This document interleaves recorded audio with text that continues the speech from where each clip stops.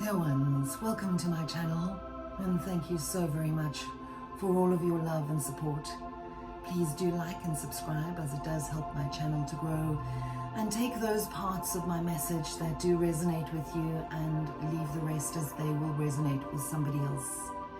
As you all know, I've been focusing very much lately on the journey of self-love and transforming oneself and healing oneself through the act of unconditional self-love, and specifically at the moment recognizing a narcissist and understanding why they may have chosen you. The reason I am doing this is not just because of my own experiences, but because I realize that more and more often we're dealing with more and more narcissists in various different shapes and forms, whether they may be from our childhood, whether they may be from current relationships of friends, and they might even show themselves to you in the workplace.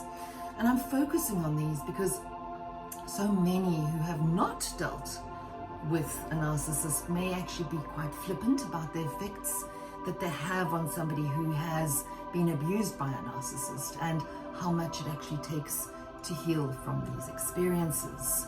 So apart from the mental and the emotional results of being in a relationship with a narcissist, I do feel that you all need to know that narcissistic abuse actually causes brain damage in the victims.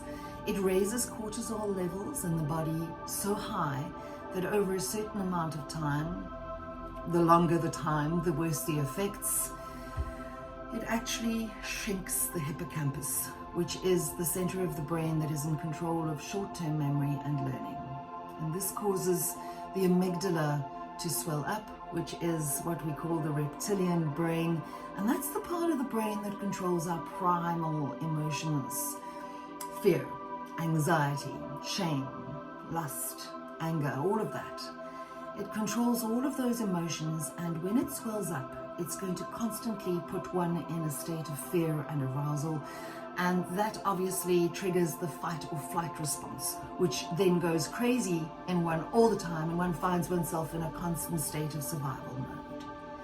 Now, doing this over a long period of time is actually going to lead to the person having severe anxiety and having severe panic attacks, and it actually affects the way that that person can handle and deal with their emotions. Now, knowing and understanding how very many people out there suffer from panic attacks, and it's not all of them are caused by this, but one starts to think what effects having a relationship with a narcissist has actually had on very many of our mental health. So we need to know, first of all, that it is not our fault. It's not the fault of the victim, but also know that you're going to have to deal with all parts of yourself after getting out of a relationship with a narcissist, and not just the mental and the emotional parts, but those parts that had you in survival mode, in fight or flight mode constantly throughout the relationship, because it becomes a pattern. And if that happened in your formative years, you might actually even find that that is a part of a pattern that you didn't even know, weren't even aware of. The longer it went on, obviously, the deeper the effects of being in that mode has had on your physical body, and the more hard work it will take to heal from it. Now, one of the reasons that narcissists are like Jekyll and Hyde is because they use an immature defense mechanism called splitting that they developed in childhood.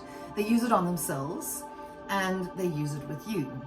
Narcissists can't comprehend that people are or can be good with some bad qualities. They're either all good or all bad.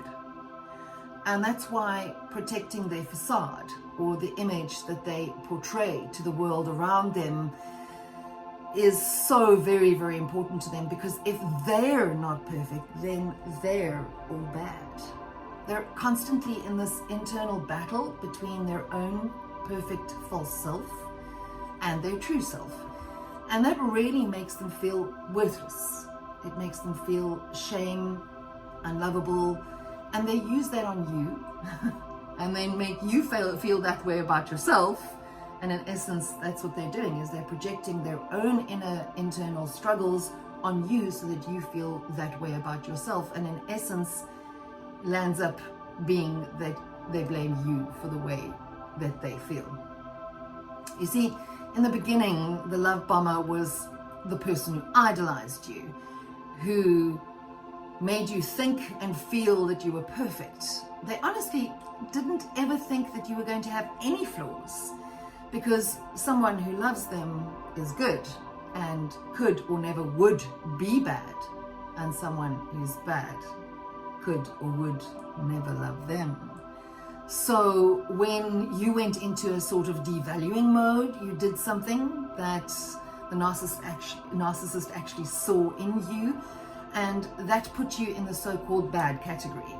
And then things like you always or you never started, because narcissists are very, very black and white with their thinking. And once their opinion of you changed to all bad, nothing you could ever do could be good again. And you never knew who you were going to get in the beginning when you met them. So depending on how the narcissist felt about you and about any of your actions was how they were going to behave toward you. And you were either in the all good category because they were feeling good about themselves and therefore towards you on the day, or you were in the all bad category because you did something contrary to them and they put you in the all bad category. And who can live like that? Getting out of that relationship therefore takes huge effort, especially when you're completely conditioned that it is just you that is not good enough, that it's your personality that's horrible, that no one can live with you, that you are unworthy to have an opinion even, to be allowed to choose for yourself, to think for yourself, and even say what you actually think, feel, or mean, without being told what you're supposedly thinking or why you supposedly did something purposefully to make the narcissist react to you, and to blame you for their own discomfort. Anything to deflect from them taking accountability for their own feelings, their own actions, and their own emotions. Please, all of you know that breaking up with a narcissist isn't just a normal breakup with a normal individual. You don't just experience that normal breakup routine, where you get over it in a few weeks and then move on to someone else because it's finally over and all of those feelings are out of your mind and they disappear. With a narcissist, there is trauma, physical, emotional, mental trauma, and that takes a great deal of time to get over. There are residual pieces of that relationship that will sit with you potentially for life. Be aware of that. Understand that that might be a part of you, and that you need to love those parts of you too, because they are who you are now. So that narcissist affected changes in you because they broke you down so much that you actually find yourself reactive to everything. They consistently over time groomed you into the person that you are now today.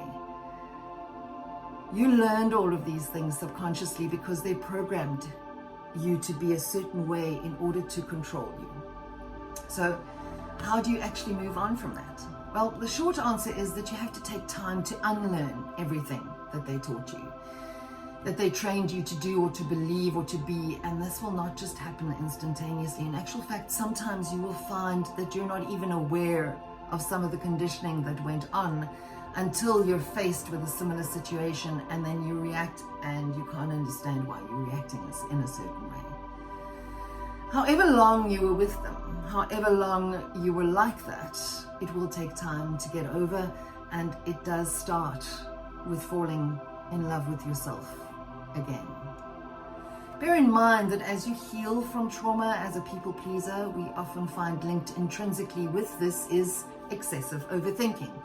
And excessive overthinking is usually a trauma response to a childhood where you were criticized too much, so very, very much, most probably or most likely from a narcissistic parent, and that you had to analyze every single thing you did just to feel accepted by your parents in order to avoid being told off by one of them or both, and definitely to keep the peace in a very chaotic home.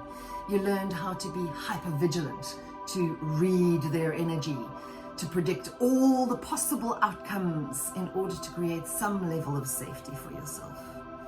The irony here is that overthinking is actually a deeply unsafe thing to do.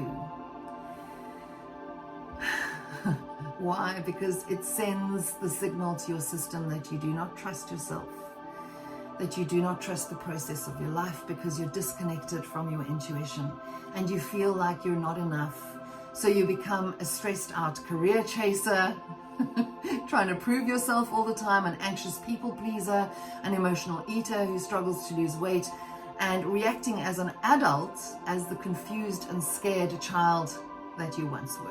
So the narcissist who preyed upon you consolidated that excessive habit of overthinking, that part of you, and used it to groom you into the person they could control, and used it to stroke their own ego. And now, dear ones, now, today, here, it's time to take back your power, to empower yourself in order to effect true healing right now. You may not believe in your own power, and that means you may not be open to hearing this because your past grooming has put you in that mindset. But literally every single thing you think, you say, and do affects everything else in existence around you. So raise your vibration and you will raise the vibrations of the others around you as well. Most especially those people who are closest to you. And this means that you have to be acutely aware of the power that you have even over others. Or not over others because you're not the narcissist, but rather the power that you have to influence and impact others. You may be feeling completely powerless at this stage of your healing journey. You might have only started it, but remember that to not see your power is an incredibly dangerous thing, and it's not just dangerous for you, it's dangerous for literally everything and everyone else around you, literally everything. It's a super duper dangerous condition. And to truly understand this, let's take the example of a surgeon. When a surgeon is performing surgery, he or she absolutely must be aware of the power that he or she has in that situation. If the surgeon doesn't realize that he or she has as much power to kill a person as they have to save them, then the surgeon himself or herself is actually quite a dangerous being. And I use this example to illustrate the power that you actually have right here, right now. And that power is first over yourself. And then obviously it exudes out of you and is reflected back at you. You have the power to heal yourself. You have the power to save yourself, just as much as you have the power to kill yourself, just like that surgeon does. Now, unlearning abuse empowers you, but it also requires from you to unlearn the survival tactics that you learned within the abuse situation that you might now call part of your personality. Remember that it's not just you who you are, but it's rather who you became based on who the abuser was, because pain builds walls, but healing builds doors for you to go through.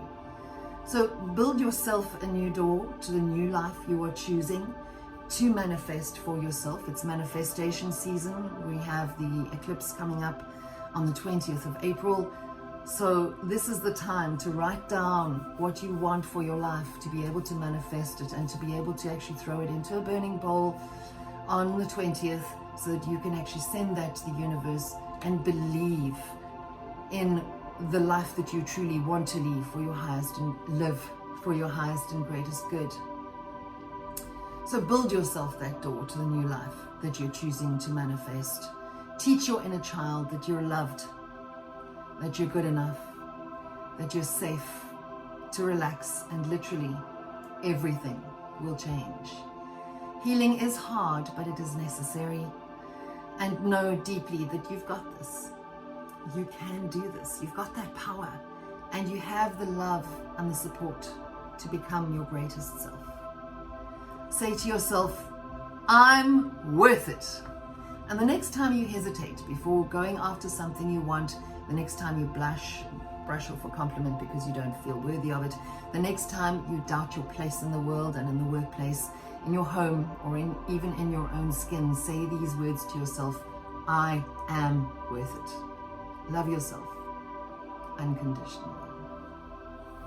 Right, let's look at today's sweary affirmations. We have: do one thing every day that makes you feel fucking fabulous. Not loving myself is total bullshit. And the last one for today: get your shit together and go for a walk. And as per usual, dear ones, we're going to end off this session with a deep breath, bringing in and gathering all of that beautiful love and that golden light into your breath, into your body. Breathe it in, and then allow it to exude out as you hold it. And then when you blow out, like you're blowing up a balloon, just let go of all that negative energy. So let's take that deep breath in and hold it.